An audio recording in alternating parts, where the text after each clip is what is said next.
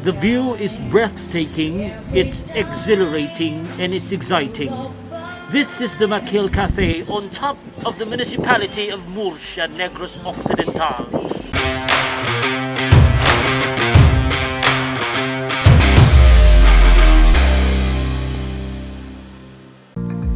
Outdoor adventure ang ginapangita mo. Biking, trekking, camping, maligo sa busay kag, mga pe samtang nagatulok sa matahom nga view. Ini ang amon nga preparar nga episode para sa inyo subong aga. Bisitahon nato ang Maccahill Cafe and Sports Adventure sa Purok Magtahos, Barangay Minuyan sa Banwa, Murcia. Mga 30 minutes lang nga biyahe gikan sa Bacolod. May portion sang dalan nga bato-batohon kag talaklaron gani. Mabudlay para sa mga manubo nga salakyan ang pagsaka diri. Pero may mga habal-habal nga nagabiyahe. 200 pesos ang plete pasaka kag 150 pesos naman ang panaog.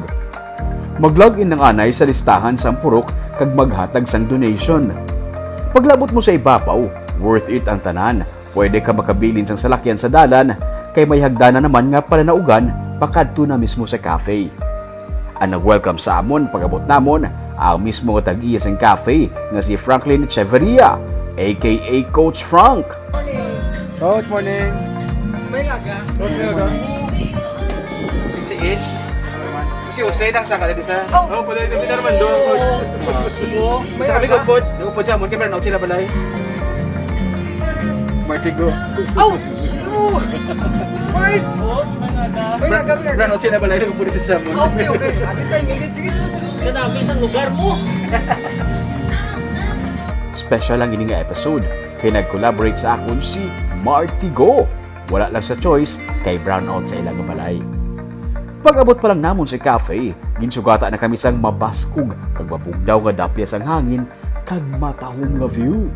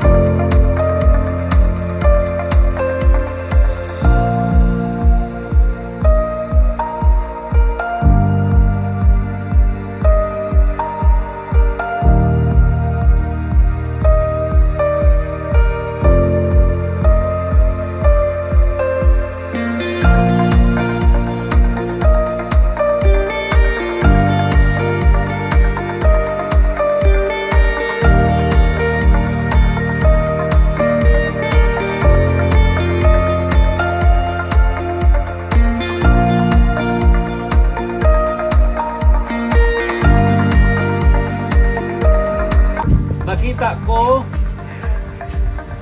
ang Mananggiti.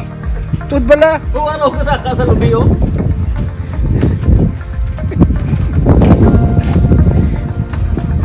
Sinday, makita mo Sinday. Makita ko ang nagapanampi. Kag ang gahining-hining nga lubi. Siling ni Coach Frank, ang ini nga lugar ang ideal para sa mga mahilig sa outdoor adventure. Si Coach Frank ang kilala nga athlete, trainer kag coach. Gani ini man ang iyang ginatanyag nga experience sa mga luyag magbisita sa iyang cafe. Primarily, I have this awareness, especially in sports and adventure. It so happened that I'm really an outdoor person. So mostly our customers, campers, and clients are into not into like extreme sports, but they just want to taste the feel of the adventure. Perfect ang spot para magkape kag mag-relax. Imagine na bala, nagakape ka kag amo niyang imo nga view sa atubang.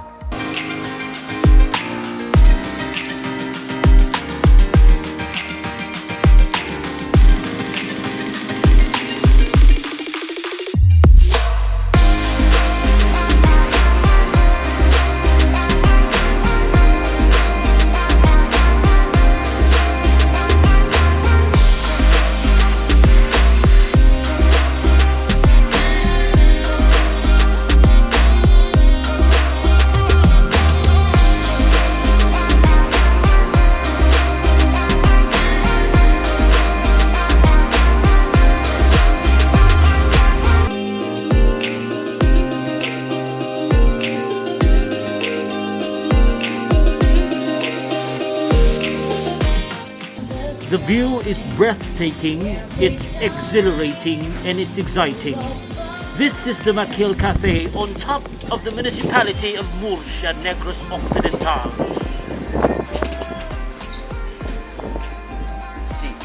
See, behold, release the Kraken.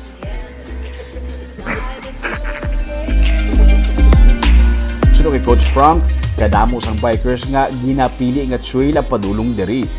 Worth it gid kuno ang tanan nga kakapoy kung malapot na sa cafe. People just want to visit the place, like the bikers. They they ride up way up here because it's also challenging route. It's a bit the elevation's high. It was about 2,200 feet above sea level, and it's a challenge for them. And every hard or every difficult challenge, a rewarding feel or a rewarding view towards a place. The range is as far as like Valladolid, going towards Victoria City. And if you can see at the background, if you look straight, it's really the city of Smiles. It's Bacolod City. But you can also see Murcia, Bago, La Carlota, Talisay, Silay, and as far as Victoria. Bisan kami makasilinga, katahom gid man sang view.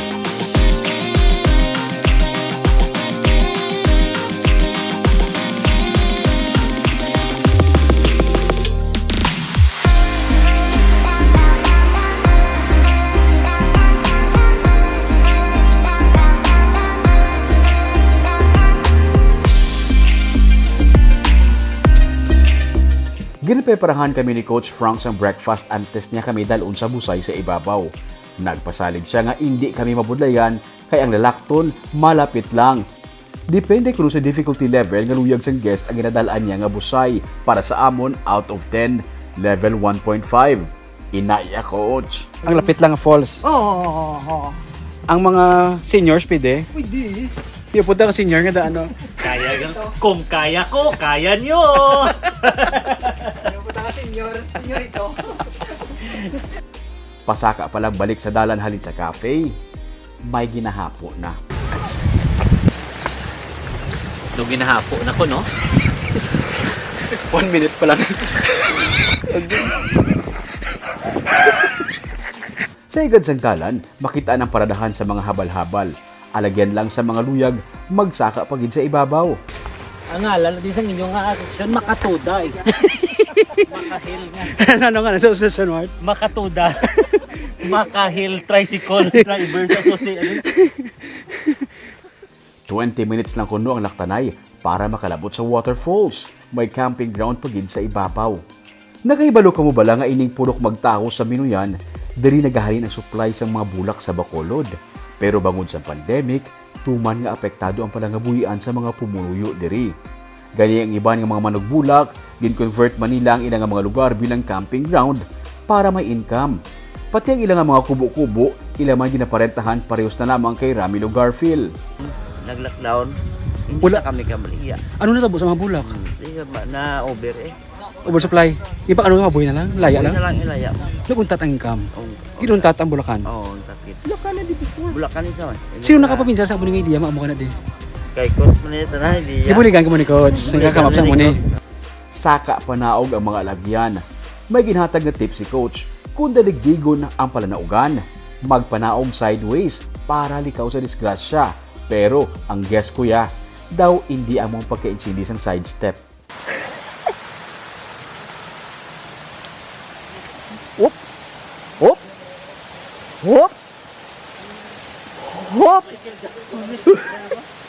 Side step. Dugay-dugay, amo na nalabot ang kawa. Isa ini ka parte sang suba nga pwede makadive. Mga 15 feet kuno ang kadalumon sang tubig.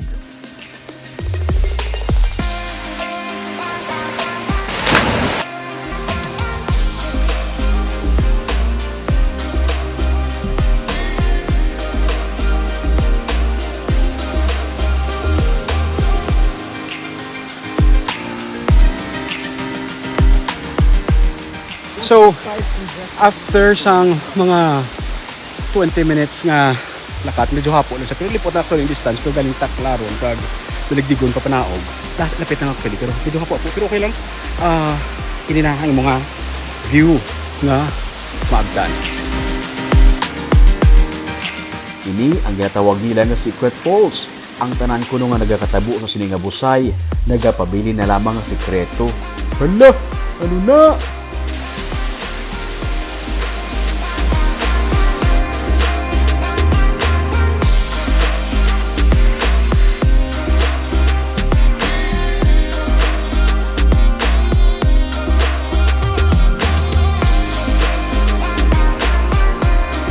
Siyempre, kainit kagakapoy, manami magtusbaw para worth it man ang experience.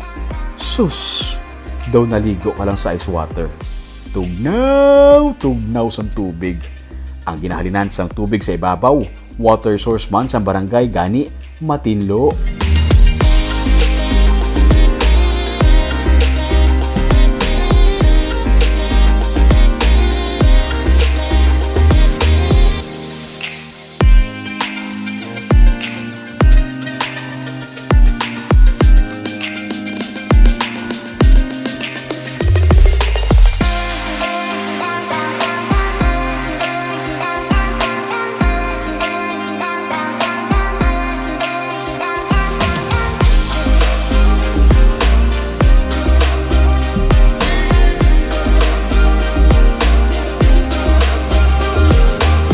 Nagbalik na kami panaog para manyaga.